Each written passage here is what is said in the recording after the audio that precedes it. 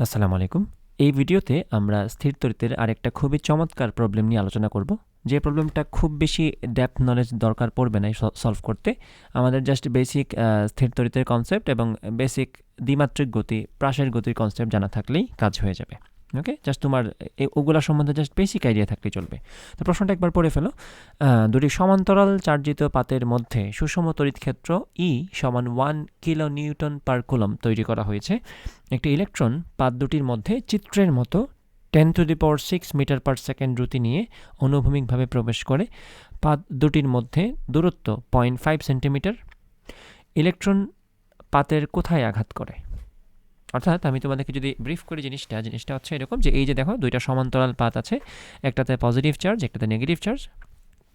তাহলে এই দুইটা পাতের মধ্যে একটা ইলেকট্রিক ফিল্ড তৈরি হবে এবং সেই ফিল্ডটা কোন দিকে, আশা করি তোমরা সবাই বোঝো। ইলেকট্রিক ফিল্ডটা তৈরি হয় প্লাস থেকে মাইনাসের দিকে। কেন?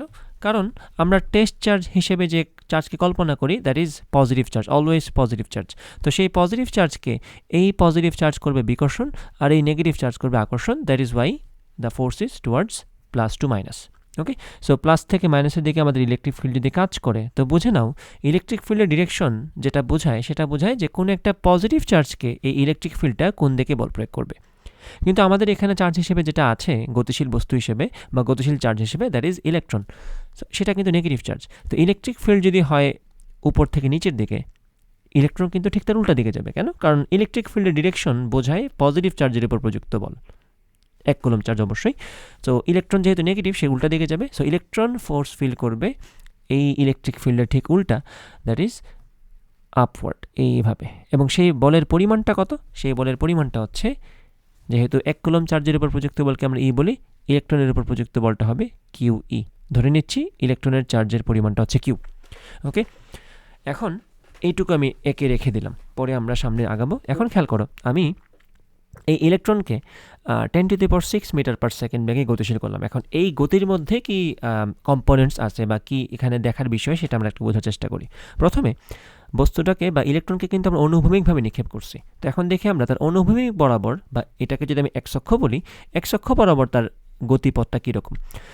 ওকে, সো এটা আমরা বোঝার চেষ্টা করি একটু। দেখো, এক্স অক্ষ বরাবর তার বেগটা, যে বেগে আমি তাকে নিক্ষেপ করছি বা থ্রো করছি বা শ্যুট করছি, সেটা হচ্ছে v0 সমান, সেটা আমি এক্স অক্ষ বরাবরই বলতে পারি। তাই একবার এখানে vx0 দিয়ে দিই।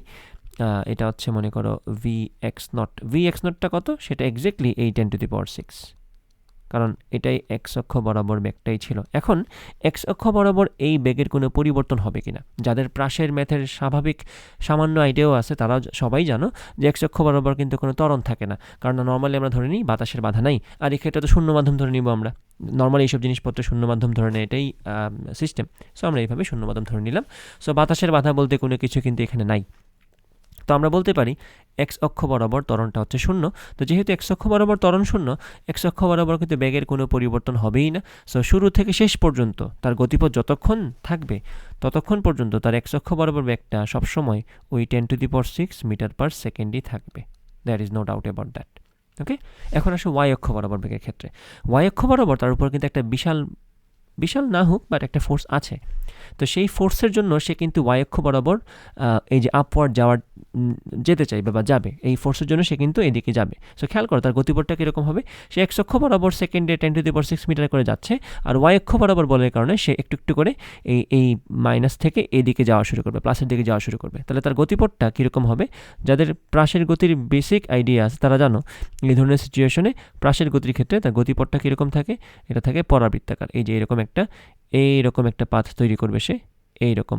ঠিক আছে, এখন প্রশ্ন এটাই যে ইলেকট্রন পাতের কোথায় আঘাত করবে। তো এই যে সে এই পয়েন্টে আঘাত করলো, আমি এক্সাক্টলি হয়তো পারফেক্ট চিত্র আঁকতে পারিনি, বাট এরকমই সিচুয়েশনটা, একটা কার্ভ পাথ হবে। সো এই যে পয়েন্ট সে আঘাত করলো, এই পয়েন্টটা এই পাতের কোথায়? অর্থাৎ তোমাকে সহজ বাংলা জিজ্ঞেস করছে যে কত দূরত্বে গিয়ে এক্স অক্ষ বরাবর সে পাতটাকে আঘাত করবে। তো সেটা বের করার জন্য আমাদের স্ট্র্যাটেজিটা কি? সেটা হচ্ছে আমরা ওয়াই অক্ষ বরাবর সরণটা কতটুকু সেটা কিন্তু জানি, কারণ পাথ দুইটার মধ্যবর্তী দূরত্ব প্রশ্নে বলে দিছে 0.5 সেন্টিমিটার। বলে খেয়াল করো, আমাদের ইলেকট্রনটা যখন এইখান থেকে শুরু করে এইখানে এসে আঘাত করলো, সে ওয়াই অক্ষ বরাবর কিন্তু 0.5 সেন্টিমিটার চলে গেছে। অর্থাৎ আমি তার ওয়াই অক্ষ বরাবর সরণটা জানি, 0.5 সেন্টিমিটার মিনস 0.5 / 100 মিটার। ওকে, তো এই ওয়াই অক্ষ বরাবর তার যে সরণটা সেটা বের করতে গেলে আমরা কিন্তু ওয়াই অক্ষ বরাবর গতিবিদ্যা নিয়ে আসা লাগবে। তো এখন চিন্তা করো ওয়াই অক্ষ বরাবর ত্বরণটা কত। আমি যদি এখানে হিসাব করি ওয়াই অক্ষ বরাবর ত্বরণটা হচ্ছে, এটা কিন্তু ওয়াই অক্ষ বরাবর বেগ, তাহলে আমরা বল।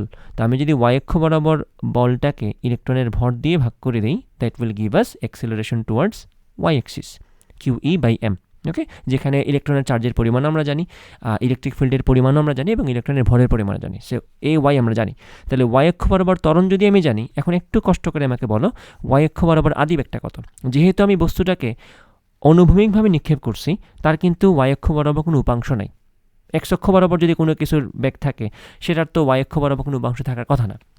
তাহলে আমরা ডিরেক্ট বলে দিই এখানে যে বস্তুটার ওয়াই অক্ষ বরাবর কোনো বেগ ছিল না। আর ওয়াই অক্ষ বরাবর ত্বরণটা কি, মানে ওয়াই অক্ষ বরাবর বেগ ছিল না মানে ওয়াই অক্ষ বরাবর আদি বেগটা শূন্য আর কি। আর এ ওয়াইটা কি, এ ওয়াইটা এই যে এটা যেটা বের করলাম মাত্র, Q E divided by M, বল ডিভাইড বাই ভর। এখন আমরা জাস্ট হিসাব করব ওয়াই অক্ষ বরাবর 0.5 সেন্টিমিটার যেতে তার কত সময় লাগে, কারণ এই ওয়াই অক্ষ বরাবর 0.5 সেন্টিমিটার যেতে তার যে সময় লাগে, সেই সময়টাতে সে এক্স অক্ষ বরাবর কতটুকু যাবে সেটা কিন্তু আমরা বের করে ফেলতে পারবো। ওকে, তো আমরা এই কাজটা করি আগে। ওয়াই সমান, খেয়াল করো ওয়াই অক্ষ বরাবর কিন্তু তার কোনো বেগ নেই, তাহলে ওই সূত্রই আমরা ফলো করি, S is equal to UT plus half at square. যেহেতু ওয়াই অক্ষ বরাবর কোনো বেগ তার ছিল না দিতে, সুতরাং এখানে শূন্য বসবে, জাস্ট হাফ ইট স্কোয়ারটা বসায় দাও। এর জায়গায় কি বসবে, এই যে কিউ ই বাই এম, তাহলে Q E by M into T square. এখন তুমি যেটা করবা সেটা হচ্ছে ওয়াইয়ের জায়গায় এই যে 0.5 সেন্টিমিটারের এসআই একক বসায় দাও, সেটা হবে 0.5 ইন্টু 10 ইনভার্স 2, মানে 100 দ্বারা ভাগ করছো আর কি।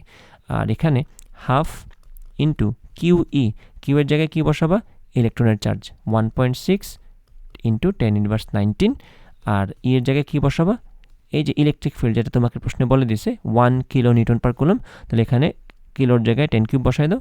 আর নিচে ইলেকট্রনের ভর 9.1 10 টু দি পাওয়ার মাইনাস 31, সাথে টি স্কোয়ার আছে, এই যে টি স্কোয়ার।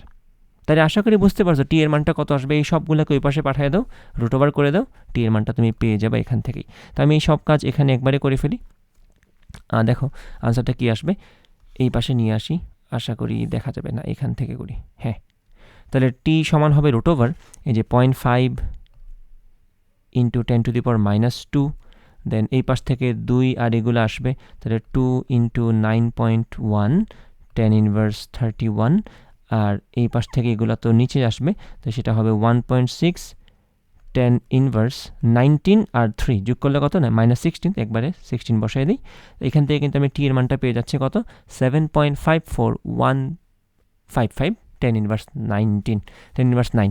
সো এখানে আমি টি সমান কি পাচ্ছি, 7.54 10 ইনভার্স 9, জাস্ট 7.5 10 ইনভার্স 9 সেকেন্ড আমরা এখানে বসিয়ে দিচ্ছি, ঠিক আছে। এই যে তাহলে আমাদের এত সময় লাগবে ইলেকট্রনটা এক মাথা থেকে আরেক মাথায় যেতে, অর্থাৎ এই পাত থেকে ওই পাতে পৌঁছাতে তার সময় লাগবে 7.5 10 ইনভার্স 9 সেকেন্ড। আশা করি এইটুকু বুঝতে পারছো, তাই না? আচ্ছা, তো এইটুকু সময় যদি লাগে, আমাদের এখন চেক করতে হবে এইটুকু সময়ে আমাদের এই ইলেকট্রনটা এক্স অক্ষ বরাবর কতটুকু গেছে, কারণ এক্স অক্ষ বরাবর যতটুকু গেছে সেটাই কিন্তু ওই লোকেশনটা যেখানে সে পাতকে আঘাত করতেছে, তাই না? আচ্ছা, 7.5 10 ইনভার্স 9 সেকেন্ড আমরা পেয়ে গেলাম। এখন দেখো এক্স অক্ষ বরাবর তার যে বেগটা, আমি কালার একটু চেঞ্জ করি, এক্স অক্ষ বরাবর তার যে বেগটা, এই বেগটা কিন্তু সমবেগ, এটা কিন্তু কখনোই চেঞ্জ হচ্ছে না, তাই না? তাই আমরা এক্স অক্ষ বরাবর সরণ কিন্তু খুব সহজেই বের করে ফেলতে পারি, কারণ আমরা জানি যখন একটা বস্তু কোনো একটা ডিরেকশনে সমবেগে চলে তার সরণটা হচ্ছে এস ইকুয়ালস ভিটি, সহজ জিনিস।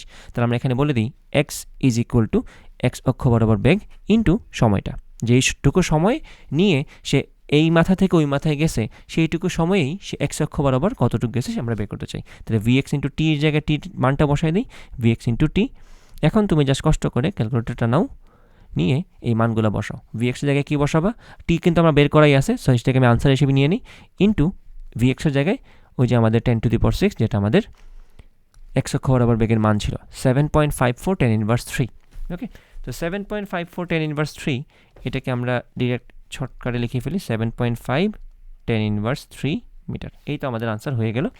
তো এটাকে তুমি যদি সেন্টিমিটার, যেহেতু তোমার আনসারটা সেন্টিমিটার স্টাইলে দেয়া আছে, তুমি চাইলে এটাকে একটু সিস্টেম করে বলতে পারো এটা হচ্ছে 0.75 সেন্টিমিটার, অ্যাপ্রক্সিমেটলি 0.75 সেন্টিমিটার। তাহলে বলতে পারো আনসারটা হচ্ছে ইলেকট্রন পাতের বাম সাইড থেকে যেভাবে চিত্র দেওয়া আছে সেইভাবেই বলবা যে বাম সাইড থেকে 0.7 সেন্টিমিটার ডান দিকে যে পয়েন্টটা আছে সেখানে গিয়ে আঘাত করে। এই হচ্ছে তোমার আনসার। এখন এখানে কিন্তু শেষ না, এই যে তুমি কনসেপ্টটা বুঝে গেলা, এই কনসেপ্টের উপর ভিত্তি করে কিন্তু তোমার পরীক্ষায় প্রশ্ন আসতে পারে। তোমরা অনেকে এটাকে ফর গ্রান্টেড নিয়ে নাও যে এই প্রশ্ন পড়ছি, এই প্রশ্নই পরীক্ষায় আসবে, ব্যাপারটা এরকম না। দেখো এখান থেকে কতভাবে প্রশ্ন বানানো যায়। আমি তোমাকে আরও একটা ভেরিয়েশন দেখে এই প্রশ্নের আমি একটু উপরে উঠি, আবার নতুন করে জিনিসগুলো সাজাই, ঠিক আছে? আমি এখন তোমাকে প্রশ্ন করতে পারি, আমাদের সলিউশন কিন্তু শেষ, মাথায় রাখবা। এই যে প্রশ্ন নিয়ে ভিডিও বানাচ্ছি সেই প্রশ্নের সলিউশন শেষ। আমাদের ইলেকট্রনটা পাতের বাম সাইড থেকে ডান দিকে 0.7 সেন্টিমিটার দূরত্বে গিয়ে পাতকে আঘাত করবে, দ্যাটস ইট, ডান। এখন প্রশ্ন আরেকটা কি আসতে পারে খেয়াল করবা। তো এরপরে যেটা বলবো সেটা এইচ.সি. ভার্মা স্যারের যে বইটা আছে সেই বইয়ে প্রশ্নটার একটা এক্সাম্পল দেওয়া আছে অন্যরকম, এই টাইপটাই অন্যভাবে প্রশ্নটা করা। কি করা একটু দেখাই আমি তোমাদেরকে, খেয়াল করো। ওখানে বলা আছে যে তুমি এখানে তোমাকে পাতের লেংথ দেয়া আছে। আমাদের এই প্রশ্নতে ছিল পাতের দূরত্ব দেওয়া ছিল, আর এইচ.সি. ভার্মা স্যারের বইয়ে দেওয়া আছে পাতের লেংথ এল, ওকে, এল সেন্টিমিটার সামহাউ এরকম দেওয়া আছে। এবং বলা আছে ঠিক মাঝখান থেকে, একদম মাঝ বরাবর জায়গা থেকে আমি একটা ইলেকট্রন, এখানেও সেম কথা, একটা ইলেকট্রন বলা আছে, ইলেকট্রনকে আমি শ্যুট করলাম, এটা জাস্ট বলা আছে কিউ চার্জ, ওকে। তো আমি যদি শ্যুট করি তখন এই বরাবর বলা আছে এখানে পজিটিভ চার্জ, এখানে আছে পজিটিভ চার্জ, এখানে আছে নেগেটিভ চার্জ। সো আবার যথারীতি একই কথা যে ইলেকট্রিক ফিল্ড এদিকে, তো ইলেকট্রনের উপর প্রযুক্ত বলটা থাকবে উপরের দিকে, দ্যাটস ইট। সো এই বরাবর যাবে। এখানে প্রশ্ন করা আছে আমি ইলেকট্রনকে এমনভাবে শ্যুট করছি যেন সে একদম বাইরে চলে যায়, মানে আমরা স্পিড দিচ্ছি যাতে করে সে এইখানে আটকে না যায়, বাইরে যেতে চলে যায়। তো প্রশ্ন হচ্ছে যখন ইলেকট্রনটা বাইরে বের হবে, যখন ইলেকট্রনটা পাথ ক্রস করতেছে, ওই মোমেন্টে তার